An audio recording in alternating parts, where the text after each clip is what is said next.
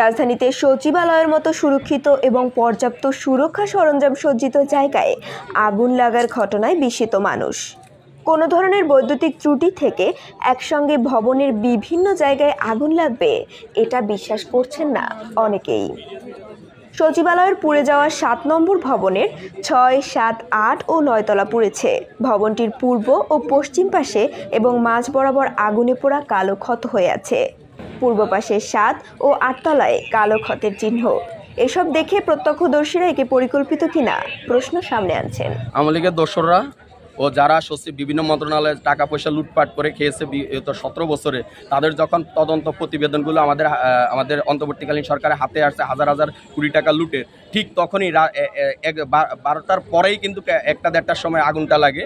ঠিক ওই সময় থেকে তাদের প্ল্যানটা বাস্তবায়ন করে তারা কি একই টাইমে 3টা জায়গায় আগুন লাগিয়েছে। বাংলাদেশ ব্যাংকের রিজার্ভের তদন্ত প্রতিবেদন যখন জমাটা হওয়ার সাথে সাথে যেভাবে বাংলাদেশ ব্যাংকের যে কোনো তালার মধ্যে আগুনটা লাগে, ঠিক একই সূত্রে গাথা আমাদের সচিবালয়ের মধ্যে সেমভাবেই আগুনটা লাগে। তো আমরা যদি দেখি এখানে আওয়ামী লীগের দোসররা অবশ্যই জড়িত, বিভিন্ন মন্ত্রণালয় বা সচিবালয়ে যারা টাকা লুটপাটে যারা জড়িত ছিল তারাই এই কাজটা করিয়েছে। সেই যে হাজার হাজার কোটি টাকা দেশ থেকে পাচার হয়েছে, মানে মেগা প্রকল্পের নামে মেগা লুটপাট হয়েছে, সেই পাচারকৃত অর্থ যে ডকুমেন্টগুলো আছে সেগুলোকে ধ্বংস করার জন্য পরিকল্পিতভাবে 2009 সালে যেমন বিডিআর হত্যাকাণ্ড ঘটানো হয়েছে, পরিকল্পিতভাবে আগুনটা ঠিক সেইভাবে ঘটানো হয়েছে। সব জায়গায় সরিয়াছেরা দোষীরা বসেছে, একেবারে মেসর থেকে শুরু করে মুসি থেকে শুরু করে ঝাড়ুদার থেকে শুরু করে সচিবালয় পর্যন্ত সব জায়গায় তাদের লোক সেট আপ করে রাখছে। অতএব সরকার তো 4 মাসের মধ্যে সম্ভব না। এই জন্য আমরা আমাদের পক্ষে ছাত্র জনতার পক্ষ থেকে আমরা যা দেশপ্রেমী গেছি তাদের পক্ষ থেকে আমাদের দাবি, আপনার সংস্কারের জন্য যে 2 বছরে 2 বছর নেন, যে 3 বছরে 3 বছর নেন।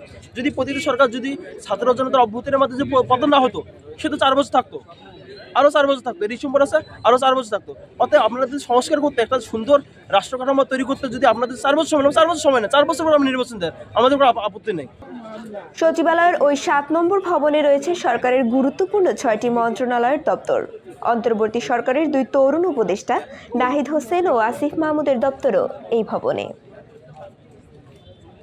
আগুনের ঘটনায় গভীর উদ্বেগ প্রকাশ করেন উপদেষ্টা আসিফ মাহমুদ। তরুণ উপদেষ্টা ফেসবুক পোস্টে লেখেন, বিগত সময়ে হওয়া অর্থ লোপাট দুর্নীতি নিয়ে আমরা কাজ করেছিলাম। কয়েক হাজার কোটি টাকা লুটপাটের প্রমাণও পাওয়া গিয়েছিল। তাদের ব্যর্থ করার জন্য এই ষড়যন্ত্র হতে পারে এমনটা বলে হুঁশিয়ারি করেন তিনি। এদিকে আগুন নেভানোর দায়িত্ব পালন করে নৌবাহিনীর senior chief petty officer Aminul ইসলামও সন্দেহ করেছেন পরিকল্পিত নাশকতার। তার সন্দেহের বিষয় তিনি বলেন, শর্ট সার্কিটের আগুন সাধারণত এক জায়গা থেকে শুরু হয়ে ছড়িয়ে পড়ে, কিন্তু সচিবালয়ে আগুন একসঙ্গে বিভিন্ন স্থানে লেগেছে, যা অস্বাভাবিক। মনে হলো যে এটা কোনো পরিকল্পিতভাবে এটা কেন মনে হচ্ছে বিভিন্ন এটা জায়গা থেকেই হয়েছে। যেমন মানে এটা একটা জায়গায় থেকে না, একটা সরকার শর্ট সার্কিট হলে একটা জায়গায় থেকে হয়, এটা হচ্ছে কয়েকটা জায়গা থেকে। দেশের প্রশাসনিক প্রাণকেন্দ্র বাংলাদেশ সচিবালয়ে সংগঠিত আগুনকে পরিকল্পিত বলে সন্দেহ করেছেন রাজনৈতিক, প্রশাসনিক ও বিভিন্ন শ্রেণীর পেশার মানুষ। তারা বলেছেন, বর্তমান অন্তর্বর্তী সরকার ক্ষমতায় আসার পর দেশের বিভিন্ন স্থানে আরও অনেক ঘটনা ধারাবাহিকতা সচিবালয়ের এই অগ্নিকাণ্ড। তারা সরকার ও দেশবাসীকে সতর্ক থাকার পরামর্শ দিচ্ছেন। আমাদের ব্যর্থতা, অন্তর্বর্তীকালীন সরকারের ব্যর্থতা যে আওয়ামী লীগের দোসরদেরকে এখনো ধরতে পারে নাই, এখনো তারা শপথে বহাল আছে। যদি ওদেরকে সঠিকভাবে ধরে আইনের আওতায় আনতে পারতো, বিডিআর হত্যাকাণ্ডের সাথে যারা জড়িত ছিল তাদেরকে যেভাবে জেলে ঢুকেছে, ঠিক এরকমভাবে যদি আওয়ামী লীগের দোসরদেরকে সরকারি বিভিন্ন মন্ত্রণালয়, অর্থ মন্ত্রণালয়, বিভিন্ন প্রশাসন, বিভিন্ন বিজিবিতে বা বিভিন্ন জায়গায় যারা আছে এদেরকে যদি ধরে আইনের আওতায় আনতো, তাহলে আজকের এই দিনটা দেখতে হতো না। তো এই কারণে ভারতের রয়ের এজেন্ট এবং আওয়ামী লীগের দোসরদের পেতার তাদেরকে যদি না ধরতে পারি, তাহলে বাংলাদেশে আরো আগামীকাল বা যে কোনো সময় কোথায় না কোথায় আবার কিছু একটা হবে। সচিবালয় হলো বাংলাদেশের ফুসফুস, এখান থেকে বাংলাদেশ নিয়ন্ত্রিত হয়। দীর্ঘ 15 বছর ফ্যাসিস্ট হাসিনা যে বীজ বপন করে ডালপালা ছড়াই ছিটাই আছে চতুর্দিকে, সেই শেখ হাসিনার আমলের শেখ হাসিনার বারবার বলতো যে আমি কিছু চাই, আমি পাওয়ার চাই, দেশ চাই না, জনগণ চাই না, আমি পাওয়ার চাই। কাগজপত্র এখানে জমা আছে, তার জন্য তারা ম্যাপ করে এখানে আগুন লাগিয়েছে, চেয়েছিল পুরোটা জ্বালাই দিতে। কিন্তু আল্লাহর কি শুরু নয়, যে আগুনটা পুরোপুরি লাগে নাই, 3 জায়গায় চিহ্নটা রেখে গেছে। কারণ শয়তান যদি ধোঁকা দিয়ে যায় যে কোনো একটা চিহ্ন রেখে যায়। যারা দেশপ্রেমিক তারা কখনো দেশের সাথে বেইমানি করে, আর যারা টাকা প্রেমিক তারা দেশের সাথে বেইমানি করবে।